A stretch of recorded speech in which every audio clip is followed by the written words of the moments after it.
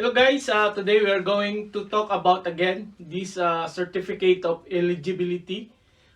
This is the one that we have discussed last time, and I got a lot of inquiries and questions about this certificate. So this is again, if you want to live and work in Japan, this is the one that you need for you to have this Japan visa. This too is different, guys.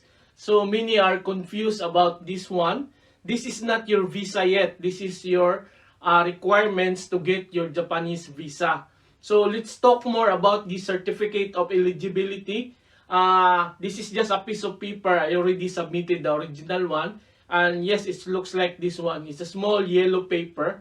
So because we have a lot of people asking these questions again about this, how to get this one, and they have a lot of problems. So today we are going to talk more about the certificate of eligibility. So if you are planning to come to Japan, guys, for work or travel or staying for good here, then check out this video. This video is for you.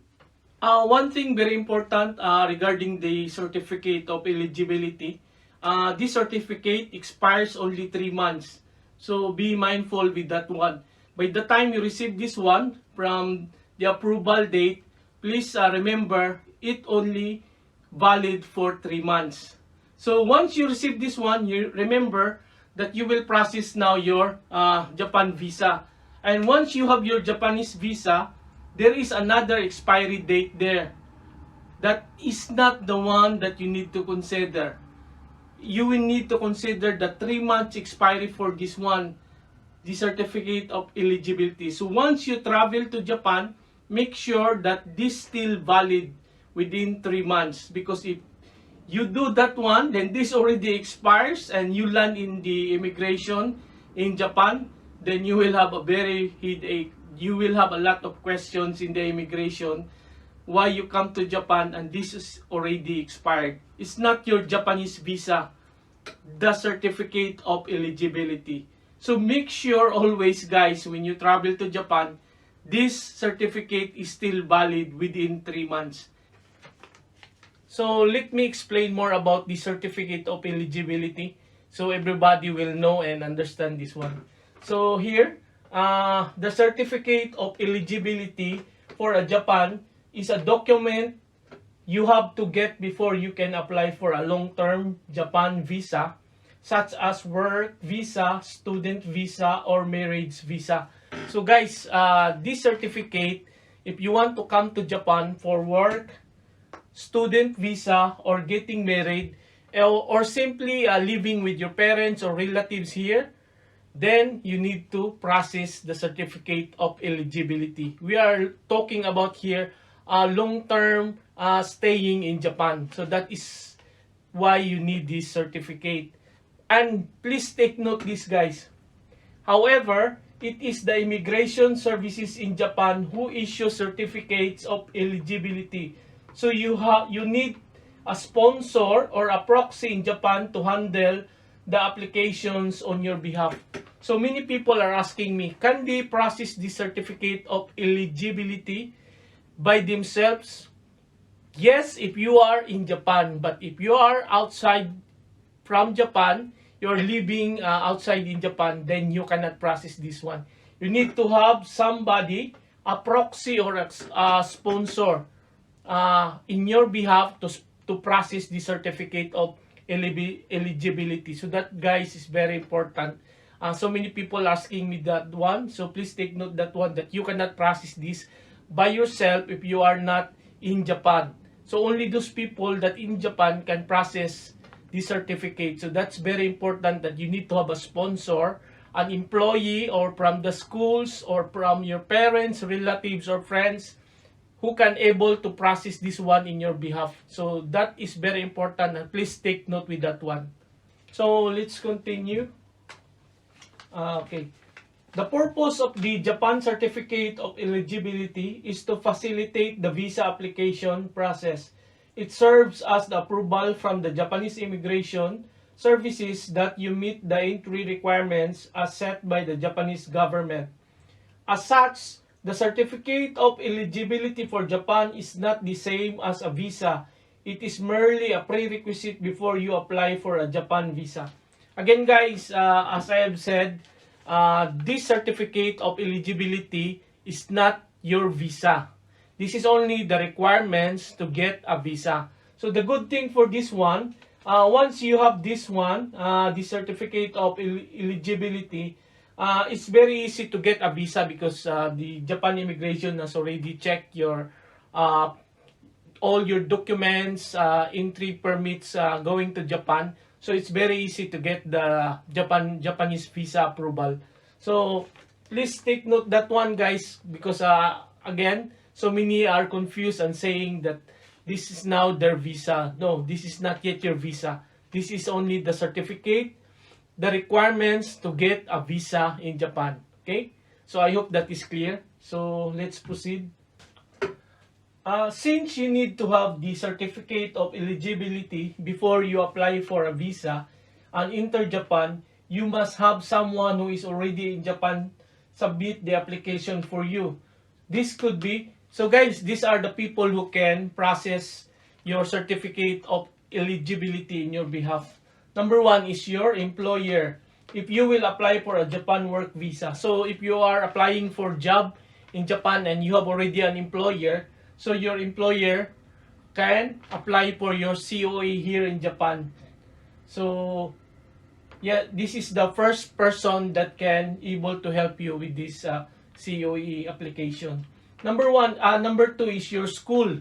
So if you will apply for a Japan student visa, so if you are planning to come to Japan for schooling, you want to go to school in Japan, then your school can sponsor your certificate of eligibility. Thirdly is a relative or sponsor living in Japan can also apply for your COE. So if you have a relative or any sponsor, anyone you know close to you, they can process also your COE in your behalf. Your spouse, okay, for these are for the family. If you will apply for a Japan spouse visa, so anyone from your family in Japan can apply for your COE also. A relative or sponsor who will finance your stay or whose dependents you are. So again, this is also for any family, friends, relatives that is willing to finance your stay in Japan, because here we are talking about a long stay in Japan. So let's say like 3 months, you want to stay 3 months in Japan, and you need to have a sponsor who can finance your stay here in Japan, because that is already long-term stay. So you cannot get that one from tourist visa, because tourist is only 15 days. So this one, if somebody can sponsor you, that you can stay longer here in Japan, and he can or she can finance your stay here, especially if you have a family, relatives here in Japan, then they can process in your behalf. And lastly is a legal representative. So this is like a lawyer, an agency here in Japan that can facilitate your processing for your COE in your behalf. So these are the people guys that you can consider to help you sponsor your COE. So let's continue. So how much is the fee for a Japan certificate of eligibility application? So how much, if we process this one, how much do you need to pay? Here, the Japan certificate of eligibility is free of charge. As such, your sponsor representative does not have to pay a processing fee for your COE. So this is very important. So people are asking how much is this one. This is free guys. As long as you have all the documents, then you don't need to pay anything. This is from your sponsor. Again, this is only free if somebody, your sponsor will, family, from your employer, relatives or friends, will process in your behalf. But if you are going for an agency or a lawyer, then that's another story. You need to pay for their service in your behalf for filing the certificate of eligibility. Okay? So if you want to save money, find a sponsor that is close to you here in Japan. So how long does it take to process an application for the Japan certificate of eligibility? How long to process this one? So here, the process of obtaining a Japan certificate of eligibility can take anywhere from 1 to 3 months. You cannot apply for the Japan visa until you have to receive the COA. So make sure you start the application process well in advance. So guys, I had processed already this one for 2 times and it takes only a month. I received within a month this one. So please be guided with the application, step-by-step requirements and documents you need to submit to the immigrations. Please again check on the video that I have created. The links will be on below. Just follow that one. If you provide all those things, I believe you will get your COE very fast. As long as your sponsor also have a good character here in Japan. Okay, how to apply for a Japan visa. Okay, once you have your certificate of eligibility, you have to submit it along with the other required documents to the Japan embassy or consulate responsible for your jurisdiction. Once the embassy or consulate process your visa application, if it is positive, you have about 3 months to enter Japan. So again guys, once you have already the certificate of eligibility, now you can start processing your Japan visa.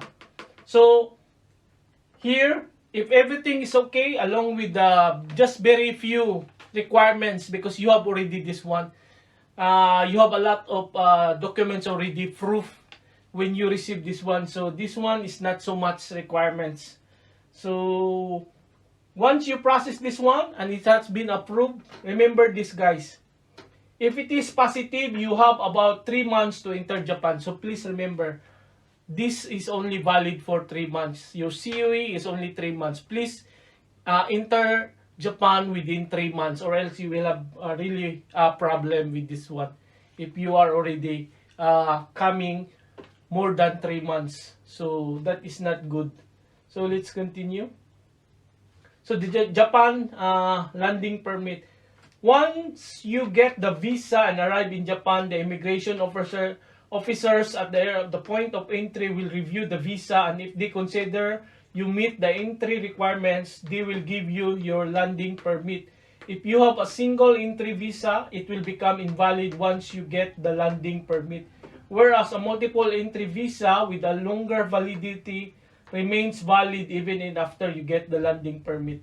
So this is the kind of visa when you arrive in Japan. So when you arrive in Japan guys, the immigration will check this COE and your visa, and if everything is okay, then you will have your landing permit. It will be approved. Now you can enter Japan.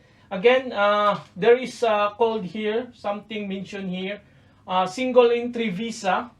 Single entry visa, usually I have a single entry visa, and mostly those people working Japan have single entry visa only, but that's not an issue because every time you go out from Japan, you can apply for re-entry. So that is just a small piece of paper you need to apply, re-entry permit, so you can come back to Japan anytime. But others have this multiple entry visa. So this one, if you can get this one, so you can come to Japan anytime. And I mean, you can enter Japan in and out without any problem. So this is different from single entry visa. So let's check some of the questions and inquiry we got from this vlog I made. Please check out this one guys if you want to know how to process the certificate of eligibility for family sponsor. So let's check some remarks here, some comments from the viewers. Okay. So here, this from at It's the Bunny Bunbun 7364. Shout out to you. This video is very helpful to people who wants to visit Japan. So thank you for these comments. Let's check some more. At Divendir Bar DWAG44. It's very difficult.